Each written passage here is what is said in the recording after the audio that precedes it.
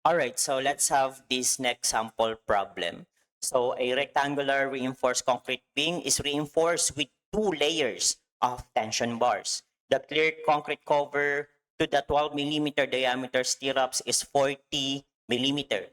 So ang question lang dito, same lang with the first sample problem, is we need to determine the minimum beam width if the beam is reinforced with two layers of 4 pieces of 20 millimeter diameter, longitudinal bars, and 25 millimeters nominal maximum size coarse aggregate. So our minimum beam width, it should be round up to the nearest tens digit. So same lang siya ng mechanics natin kanina. Kaya lang class, yung magiging itsura ng ating beam ay eto na po siya, no? So this is two layers, no? So meron tayong dalawang layer dito of our main reinforcement, and our layers that we have here, meron tayong apat na piraso. So 4 pieces each in each, 4 pieces of main reinforcement in each layer. Okay, so once again class, ang kailangan natin kunin dito is the minimum beam width. So of course, para makuha natin yung totality ng ating minimum beam width, what we need to do here is babalik ulit tayo sa section 425.2.1 kasi kailangan ulit natin kunin yung ating clear spacing between the horizontal reinforcements. So once again, ito yung magiging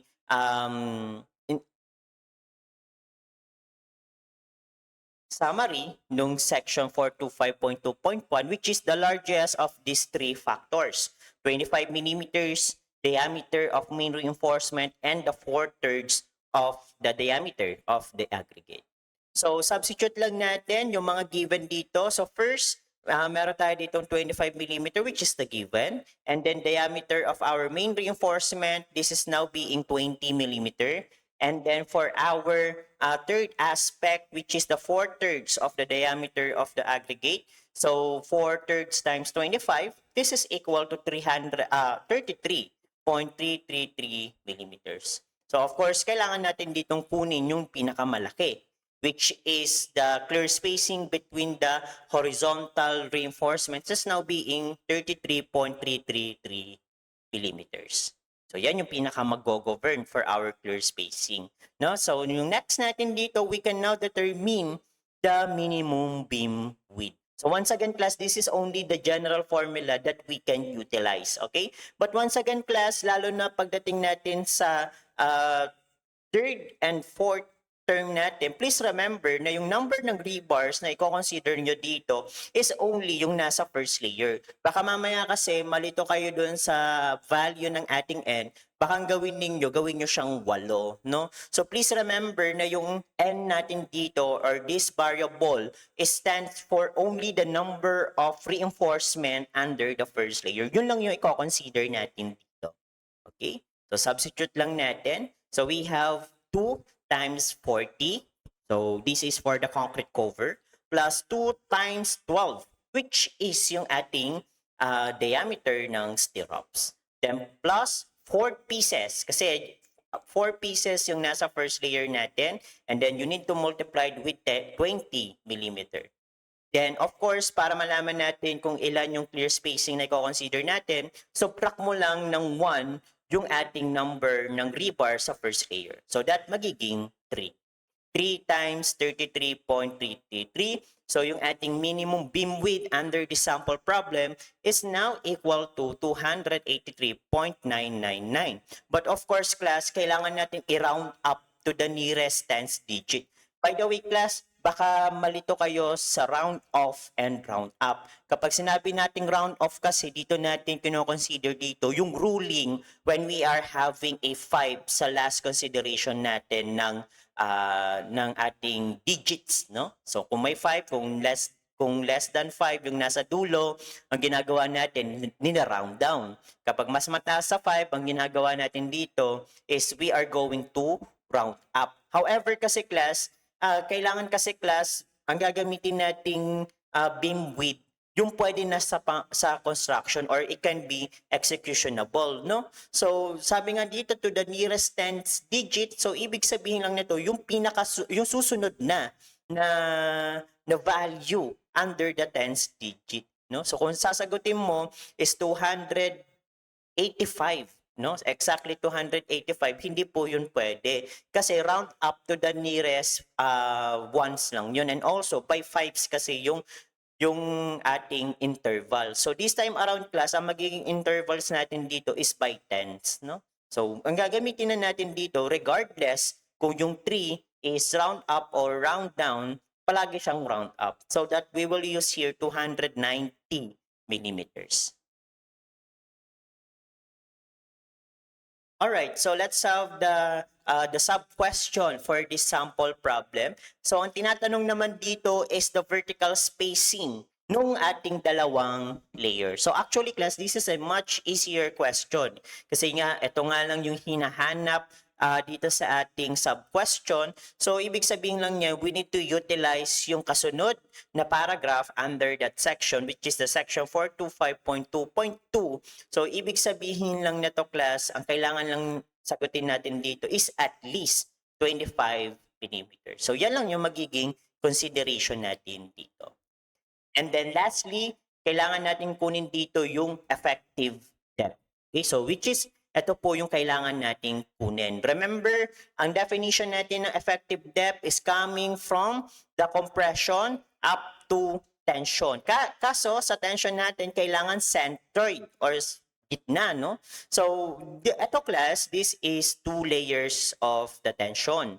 So, ibig sabihin lang yan, probably yung magiging centroid mo dito class, and also class, given dito na na symmetrical yung dalawang layers natin, so probably andito sa gitna yung kanyang centroid para makuha natin yung kanyang effective depth. Okay?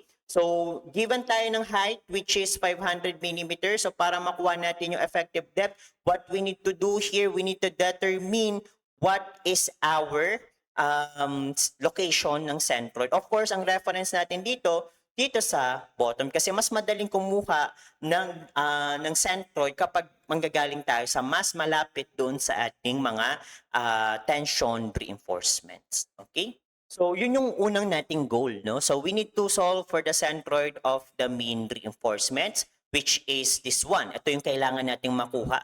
Kasi kapag nakuha na natin itong location ng centroid of our mean reinforcement, we will subtract it to the given height so that we can determine our effective depth.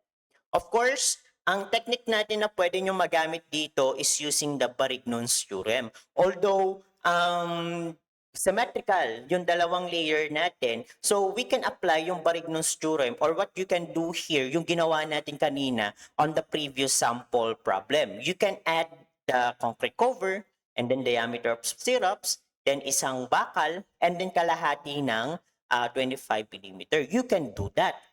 But this is applicable kapag symmetrical yung mga layer ng ating reinforcement. So, in this case, gagawin ko lang siyang overkill, magbabarignos theorem lang ako para it can be proved that using yung sinabi kong approach earlier would be the same using the Barignon's theorem. So, recall lang tayo sa ating Barignon's theorem which is under this formula. So, total area multiplied by the location of the centroid, especially our reinforcement. And then, equal lang natin siya sa summation of area in each layer. And then, centroid naman kada layer. Of course, ang magiging reference natin dito ay galing dito sa ibaba. Kumbaga, ang magiging movement natin for our y-bar is paitaas. Okay? So, first, yan, no? So, kailangan nating kunin na to kung ano yung magiging centroid natin na ipang substitute dito, and also this one. So, individual natin yan kukunin, no? So, sige, isubstitute muna natin siya. Okay, so please take note that on this equation, hindi ko kinuha yung area nung mismong reinforcements natin. Ang ginawa ko dito, ilang piraso ng main reinforcement yung maisa-substitute ko dito. Okay, since pare-pares lang naman sila ng diameter dito sa location na to. So, ang ginawa ko dito, instead of computing the whole area, ang ginawa ko dito, ni-represent ko lang siya in terms of A. A is, of course, stands for area. So, ilang piraso ng area yung kailangan kong i-multiply. So, for our total, para makuha natin yung location ng centroid, I use here 8 pieces. So, 8 pieces of area multiplied by the location of centroid y bar. Then, inequal ko lang siya dito sa dalawang layers natin. So, first layer, yung nasa ilalim, so meron tayong 4 na pirasong area. Then, multiplied by concrete cover plus yung ating diameter ng stirrups and then hanggang doon sa centroid ng ating first layer. Ito yung magiging equation ko dito. The second one naman, kailangan mo i-determine kung ilang pirasong area sa second layer. So, same lang din with the first layer. 4 din yan. Kaso, ang reference natin for our y bar, which is on this y sub 2 bar, is manggagaling tayo sa ilalim. Okay? So, concrete cover plus diameter ng stirrups plus diameter of main reinforcement and then plus yung clear spacing na 25 millimeters. And then, hanggang sa centroid or hanggang sa kalahati ng ating second layer. So, substitute lang natin muna, no? So, para mas ma-visualize natin. So, ito yung magiging substitution natin from this equation. Kaya lang kasi class, kung mapapansin ninyo, lahat ng terms natin ay may variable A. So, what we can do here, we can cancel up so that isang unknown lang yung lalabas sa ating equation. Okay? So, kaya class, ang purpose ko dito, kaya hindi ko kinuha yung mismong exact area kasi pwede naman din siya ma-cancel mathematically. Okay? So, let's solve yung ating location of the centroid for our main reinforcement. Ang lalabas nga na po dito is 84.5 mm. Ibig sabihin lang na to class, galing dito sa gitna, up to dito sa centroid na ito, ang nakuha natin is 84.5 mm.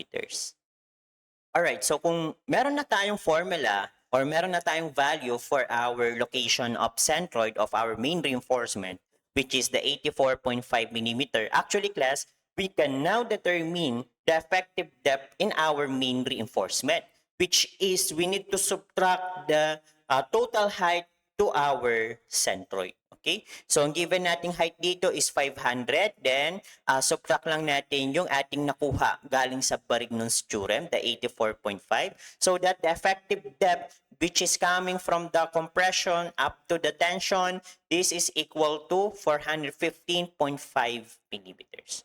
So, this is our variation of the sample problem if we have 2 layers of reinforcement.